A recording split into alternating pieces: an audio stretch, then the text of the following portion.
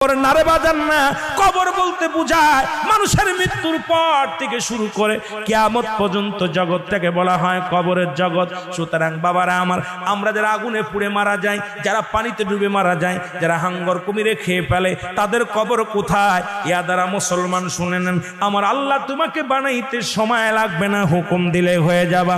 সুতরাং মৃত্যুর পর থেকে শুরু করে কিয়ামত পর্যন্ত জগৎটাকে বলা হয় কবর। এই কবরে যেদিন শোয়া দিবে, এক নম্বরে আসবে একজন ফেরেশতা, তার নাম হলো নোমান ফেরেশতা। মুসলমান শুনে নেন, আমরা জানি কবরে শোয়ানো পর মুনকার নেকির আসবে। এই ভাইরা আমার, মুনকার নেকির আসার আগে নোমান ফেরেশতা আসবে, কবরে ঢুকে যাবে। সব মুসলমান ডাকতে বলবে, ভাই ওঠো, তোমার ভিতরে রূহটা দেয়া হলো। আজরাইল আলাইহিস সালাম রূহটা বাইর করেছে, আমার আল্লাহ তোমাকে জানটা দিয়েছিল, এটা কবজ করেছে। এখন আমি তোমার দুজন কেরামন কাতিবিন, দুপাশে দুজন ফেরেশতা ছিল, তারা তোমার আমলনামাটা লিখে রাখছে, ভালো মন্দ